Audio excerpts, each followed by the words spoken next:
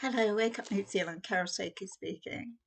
In 2018, someone leaked out into the public about the UN Global Compact on Migration, and Peters would be signing it. So I thought, what on earth is this? I had never really been politically inclined before, but have a very analytical mind because I've worked in crisis intervention and family therapy, etc., and around the court system, so I'm quite analytical.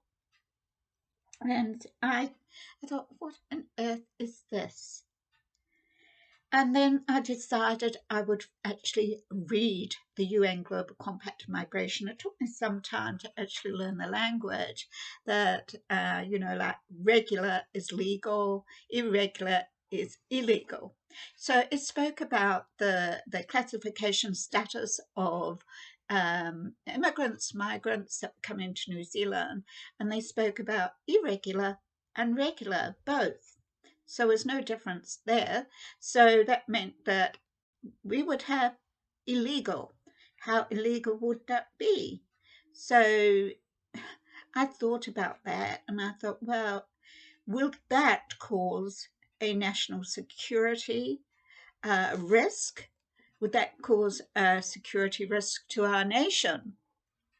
And then the other thing was that mainstream media, through this compact, would have followed certain guidelines when reporting media on migration. And if they didn't, then they would have their public funding taken away. So I felt that was most non-democratic because media are supposed to be, they're supposed to be neutral. We know they're not, of course. We know they're leftist socialists and they're working for the government because they're paid through the journalist fund. So the other thing was that taxpayers would have to support those migrants or immigrants who came over here and decided to go back to their own country. So when they're back in their own country, the taxpayer of New Zealand would have to support them back in their own country. There was many things that I began to look at and I thought, well, this is just not right. I knew how the country was struggling. I had been following up on the failure of mental health. Mental health services were reported to be failing and wouldn't be getting any better anytime soon. And that's what the news report said. Also, shortage of school teachers, and overseas school teachers had come over here. And what had happened was they found it too hard to live here because of the cost of living, housing, food, etc., etc., etc. And that's what was happening. So with a failing mental health system and health problems, as far as the health system's concerned, the being able to get into hospital for surgery, the waiting lists, the waiting housing lists that were thousands, and that was growing. There was a lot happening in our country.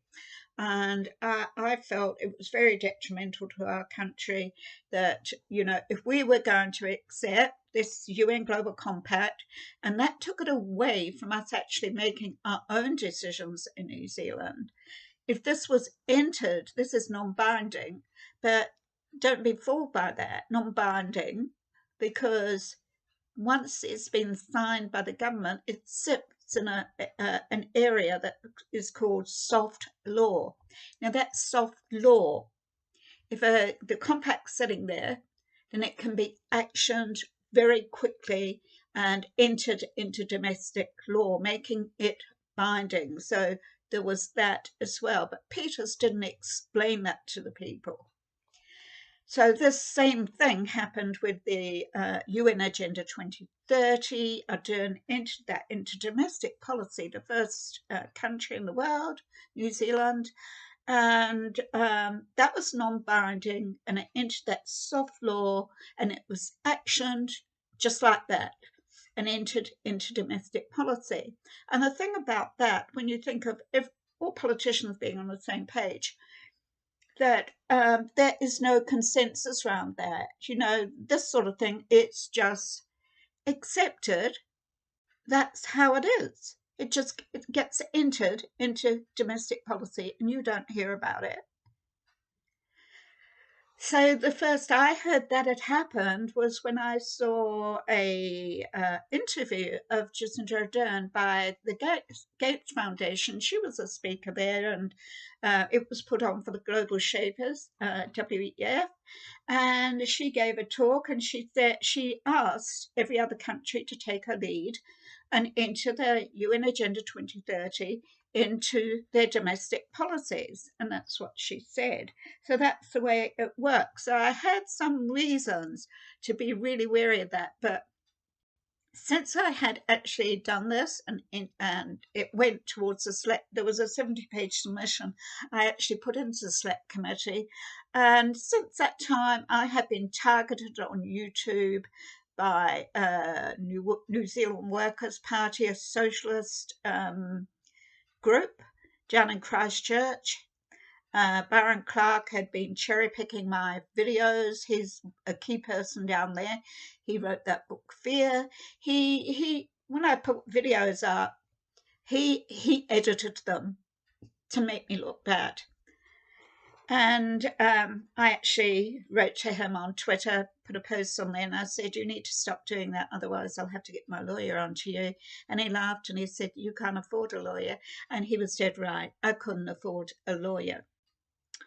And that's what happened. So from that time, I kept on hearing about hate speech, and the hate speech thing came out of the Christchurch attack, the white supremacy, the right-wing extremism, the far right, all promoted by this government, by the Socialist Activists, by Labour, even by National, all talking about this right-wing, far-right, white supremacy.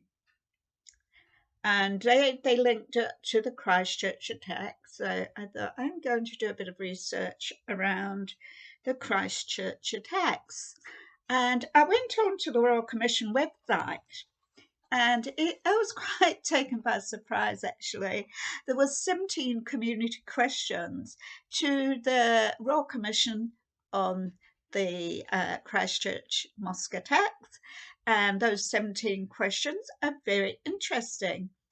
And there is not one mention of white supremacy, right-wing extremism, or far right. So I thought I'd read those out to you. So if you just bear with me. So question 1. Were public sector agencies aware of the threat posed by white supremacists and other right-wing extremists, non-state actors and movements? If so, what did they do in response to the threat? And the answer came back. The primary focus of intelligence was international terrorism, particularly the threat to New Zealanders overseas. Assessment on international terrorism was primarily focused on Islamic extremist terrorism. In the past 5 years leading up to the 2018, there was a few strategic assessments about terrorism threats in New Zealand and practically none on threats other than Islamic terrorism. Right-wing extremism before March 2019, the 15th, New Zealand SIS reported that there was an awareness of threat posed by right-wing was developing, but it was limited. New Zealand SIS started its baselining project in May 2018. Following a meeting in December 2018, New Zealand Police took preliminary steps to undertake their own exercises on extreme right. In response, the NZ, SIS and NZ Police conducted a tabletop computer counter-terrorism response exercise in October 2018 based on the scenario of an assumed motor vehicle attack on a worshipper at Masjid An-Nur Mosque, the mosque that was attacked. Now, 2018, that was 5 months before that terrorist attack, they decided they were going to do a tabletop exercise of a lone wolf attack on that mosque.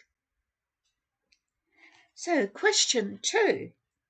What intelligence did agency receive from Five Eyes partners regarding white supremacy and right-wing extremism before the 15th of March 2019? Answer.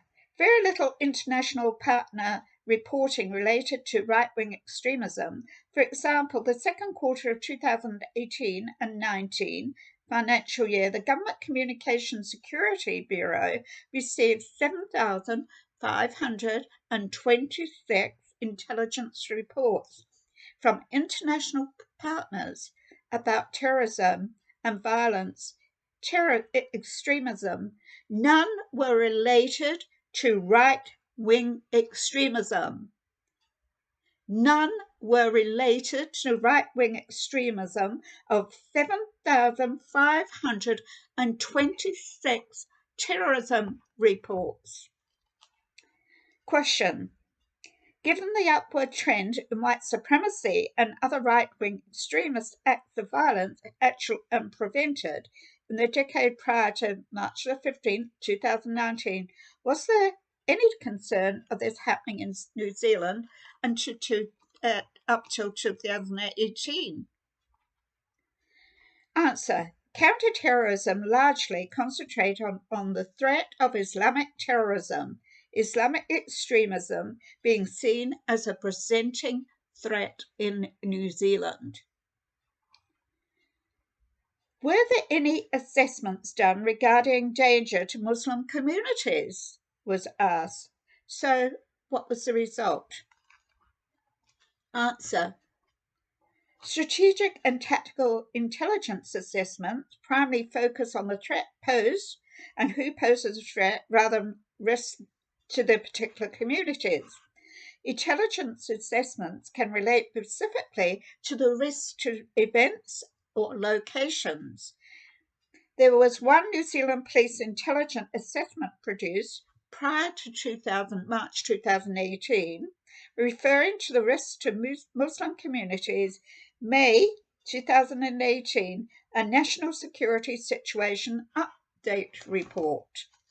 So what did that say? Let's see.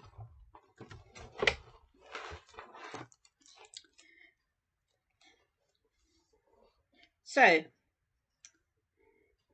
2018, that the risk to Muslim population in Christchurch was referenced the time of Ramadan 2018. That was the threat, that there would be an attack on the Muslim people in Christchurch at the time of Ramadan, which provided the New Zealand Police Assistant Commissioner and District Commanders that Daesh had issued calls for terrorist attacks against Ramadan for the previous 3 years and could again. So the police knew that the Muslims in Christchurch were threatened by Daesh, which is ISIS, at the time of Ramadan, and that was right up to the time of the attack. It advised that Ramadan was also a time of increased risk to Muslim community and was noted by the New Zealand Police Commissioners and District Commanders, so they knew that. Daesh is another name used to refer to ISIL or ISIS, the radical Sunni Muslim organization. It's a name said to delegitimize the group's claim to be an Islamic State. ISIS, or Daesh, refers to the fundamentalist organization of the Islamic State of Iraq and Levant. Tarrant had no criminal history in New Zealand or in Australia before 15th of March 2019. So the other question was white supremacy and right-wing extremism included in the current national security and intelligence priorities and an area of focus for counter-terrorism. So was it a focus for NZSIS or the police around counter-terrorism? And the answer was no, not specifically. The Prime Minister's Cabinet in December 2018 included a terrorism priority. It included domestic as well as international terrorism threats, but did not refer to particular ideologies. And that was the end of December 2018. The domestic terrorism threats were described as those that may arise in and against New Zealand or be carried out by New Zealanders overseas, and the scope included emerging trends and characteristics associated with overseas terrorist networks linked to New Zealand. Remember, the police were watching out for Islamic terrorism, and they had been told that those Muslims in Christchurch were fearful of a Daesh attack, not right wing, not white supremacy, not far right. So the Royal Commission of Inquiry also states in its responses to community questions to the Christchurch attack as follows. International terrorism threats were described as threats against New Zealand's interests overseas in areas which had the greatest exposure for New Zealanders, these being the trends, characteristics of emerging regional and global terrorism threats that may impact on New Zealand. An unclassified version of the National Security Intelligence Priorities were initially published in the Department of the Prime Minister and Cabinet in the 2019 annual report. So that was after the attack, and there was no mention of right-wing extremism, no mention of far right. The strategic assessment that informed the 2018 priorities did not mention white supremacy, right-wing extremism. So that was a report by New Zealand Police and NZSIS. The New Zealand SIS and New Zealand Police, Department of the Prime Minister and Cabinet are the owner of the terrorism risk profile in the National Risk Register, which informed the development of the NZSIS priorities in 2018. Ardern and her cabinet were involved in the 2018 assessment that did not mention white supremacy or far right or right extremism. None of it was mentioned in her report. So the Royal Inquiry, the Commission of Inquiry, reported that an extreme right-wing lone actor in New Zealand remained a possibility, albeit a remote one. They added that, but no reporting of it. So that's what happened. And you see what's happened. Ardern has done the Christchurch call right across the world, trying to introduce hate speech, this right-wing extremism, far right, etc., blaming Kiwis who are speaking up against her narratives. And this is what the report says. It's bullshit about the right wing. It's bullshit about far right. People, you've been lied to. Wake up, New Zealand. The world has been lied to. Wake up, New Zealand.